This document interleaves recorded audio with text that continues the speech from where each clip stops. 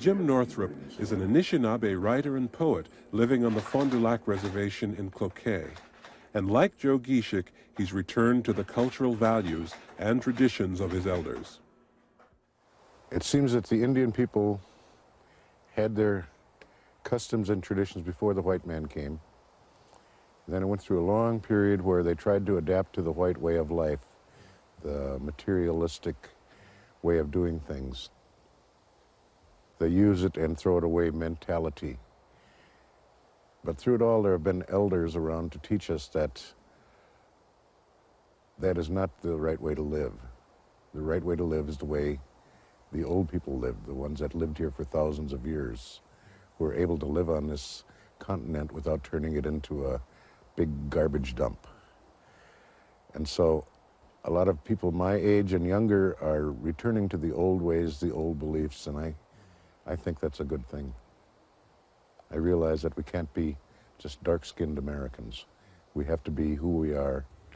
You mentioned earlier that for a while Native American people attempted to live in the white world and embrace the white way of life. Why do you think that, first of all, they did that, and why do you think that it failed? I think they did it for the same reason you turn your back to the wind when the rain and the snow are coming down really hard. You just bow before the wind. But then you realize that it's easier to get away from the wind by going into a shelter of some kind rather than standing there like a dumb cow and bowing before the wind. So we realize that the American values and the American traditions sound good on paper, and they sound good when the politicians are talking about them. But when you see the way they're practiced in real life, there's a world of difference. So I think a lot of Native people have said no to the hypocrisy that's so common in America today. We've tried the American dream, and it turned out to be a nightmare. America, the American dream, isn't working for us. But yet we're exposed to it every day on the television, on the newspaper, in the magazines we read. We don't see the real life. We don't see the way it really is. Just once I'd like to see a television program that photographed the people sitting in a restaurant when I walk in with my wife. That almost physical feeling you get from seeing a group of white people staring at you. Sometimes I put my finger on top of my head and give them a 360. Give them an overall view of who I am. You can almost hear them saying, "Oh my God, Marge, there's two of them." I see this more around the reservation than I do the farther away I get from it. We are strong because we have our identity. I feel sorry for the people that don't have identities, and that would include most of white America. That's why we see so many of them coming to our ceremonies, coming to our gatherings, to try to be a culture vulture and take a little bit of what we have. And I think it's sad that they can't be happy with pushing a lawnmower or looking at their watch or whatever the icons of their culture are. But yet, we don't turn them away. We hope that maybe they will learn a little something from us, a little something that'll help them survive on this continent also. What about your notion, the Native notion of sharing, as in sharing land? Would it be your objective, for example, to see all non-Native Americans get out of this country and give it back to Native Americans? Ideally, if they returned it to the condition it was in, that wouldn't be a bad idea. But realistically, I think it wouldn't happen. I think I would like them to instead adopt the idea that the land is ours to use, not to own. And these artificial barriers of state lines, county lines, private property lines, no trespassing signs, if they could get rid of all of that, I think we'd all be happier. So then you'd be willing to share? Yes, yes, it's the way I was raised, to share.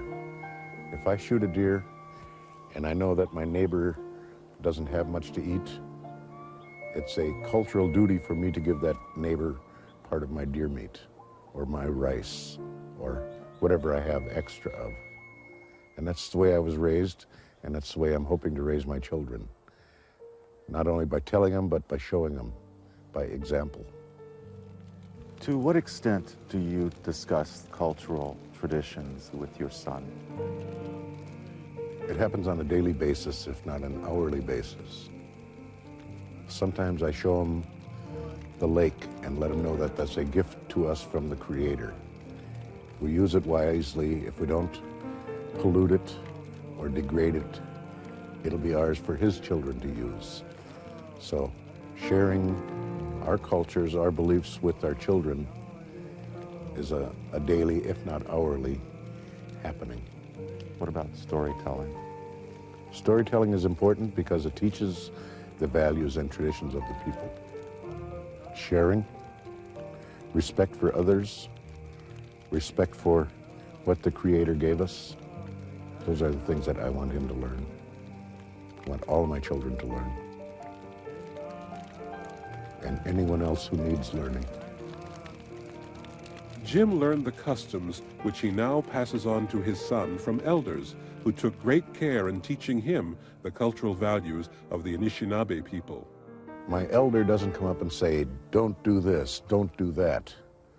He tells me, you're not supposed to do that. So that leaves me the choice on whether I want to live according to the old ways or not. It isn't an autocratic kind of teaching. You're given the choice on whether you want to live the way you're supposed to live or not. To me, that spells freedom. I think we are freer than any other group of people. How have these teachings from others shaped you, Jim Northrup, the individual?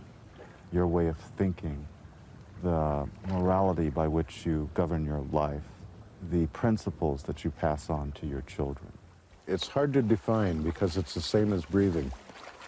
I don't think about my breathing, I just do it. So it's so deeply ingrained in me that it's hard to define. And I can only hope to teach my children and my grandchildren by example. Tell me how you personally feel about tolerance. Tolerance of others, tolerance of those who are different, tolerance of different beliefs, different religions. Let's touch on that. I was raised to be tolerant of others, to respect other people, even if what they were doing was completely opposed to what I was doing or the way I was brought up to believe. And that's the only way that I can get people to respect me, is to respect them. I can't convert anyone to my way of thinking. I don't think it's my place to do that. But if I can treat others with respect, then I will get respect in return. The Creator made us all. The Creator made everything around us. So I worship the Creator by the ceremonies and rituals that I use, the things that give me meaning in my life. Other people believe differently than I do. Even other tribes believe differently than I do. And that's fine. Whatever people believe, if it gives them strength, if it's not used in a destructive way, that's fine with me. I've been taught to respect other people's beliefs, their religions, their values. It doesn't mean I have to accept them. It doesn't mean I have to believe that way, just that I have to respect them. For a long period in Jim's life, this nearly unconditional respect for others even applied to the United States government. But in 1965, his feelings for the government began to change, for that was the year that he went to Vietnam.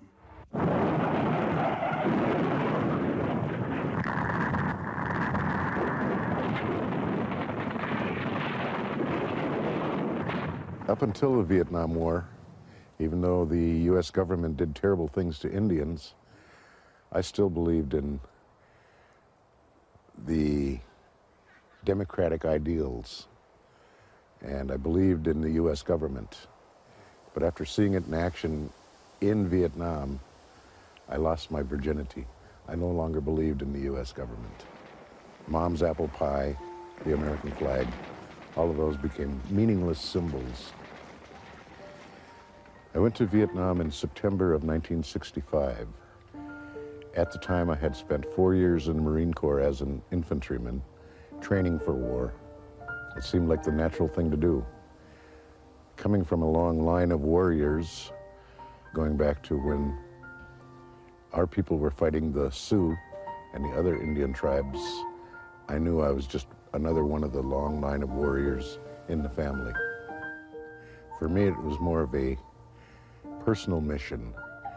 After being told all my life by the surrounding white people that I was no good because I was an Indian, I found it gratifying to know that I was doing something that took a lot of courage. I found out that I wasn't a coward. When people shoot at me, I shoot back. So it gave me a chance to prove myself to myself, not to the other people around me, but to myself. After 20-some years of a negative message about my role in society as an Indian, going to Vietnam gave me a chance to prove that I was just as good as anyone else. And once you were there, how did you feel? First of all, I was struck by the similarity between the Vietnamese people and our people. Almost the same color skin, hair. The long hair, especially on the women, brought back a lot of memories from my youth, looking at my parents, my grandparents, and all my relatives with long hair, long black hair. I was struck by that similarity, and actually the spirit of the Vietnamese people, compared to the Western standards, they lived a low standard of living, but yet they seemed to survive. So you developed a kinship with the Vietnamese people? Yes, I did. Not with all of them, but with some of them I could talk to. I always found it interesting that at different points in Vietnam, the Vietnamese people would come up and speak their language to me and expect me to answer in Vietnamese as if they took me for one of their own. So after having developed that kinship, how did you feel about fighting in the war and fighting the Vietnamese? I don't think I thought about it as much as I thought about the guy in the next foxhole who was wearing a green uniform like I was wearing. I think that was more important to me than any political kinds of thoughts or any kinship feeling with the Vietnamese. The guy in the next hole, whether he was a black man, a Chicano, a white man, made no difference. He was wearing the same green that I was wearing, and he was exposed to the same conditions that I was. So I felt closer to him than anyone else. The war had a way of leveling everyone off. An artillery shell is pretty indiscriminate when it comes in. It doesn't matter when it goes off whether it's tearing apart white Americans, black Americans, Mexican Americans, or, as I call us, American Americans. Did you form any good friendships while you were there? Some real brief, intense friendships, yes. Because it was such a chaotic experience, you didn't know from one day to the next or even 1 hour to the next if the person that you were calling your friend would be there or not. So they were brief friendships, real intense, so people that you could trust your life with. Jim's tour of duty in Vietnam left such an indelible mark on his life that he wrote a book of poetry about the pain and anguish of his experience with war. Were you in the war?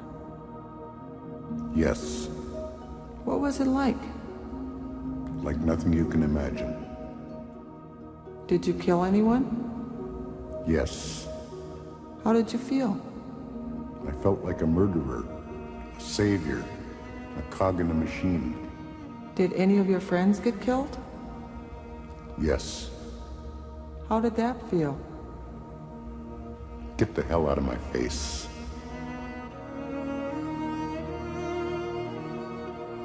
In hindsight, how do you feel about that war, and how do you feel about fighting it for the United States? I learned a lot about myself. I learned that I'm not a coward. I'm not going to cut and run when my life is in danger. And I learned that I can put up with just about anything. In hindsight, I realized that I was meat for the grinder. I was a member of a recognizable ethnic group that is noted for their willingness to fight. I realized that I was just new meat for them, and the United States is continuing to go on and consume people who are usually poor or from minority groups to fight their wars. I try to keep as far away from the United States and its institutions as possible. The American people, individually, I can get along with any one of them. We have the same basic human needs and desires. But when you get an American in a position of power or in a group, there's just no dealing with them. They begin to think like a mob or a herd rather than as an individual, and it's just difficult for me as an individual to deal with them. What does that mean in terms of your future, the future of your children, the future of this land, the future of the Native American people? I think it's my cultural duty to teach my children how to live in the white world, how to get along in the white world, and yet retain their identity as Anishinaabe. It would be nice if there were only Anishinaabe in America, but realistically we know that's not going to happen, so I have to teach them how to get along. I have to teach them of the white value system, the power structure, and how things work in the real world.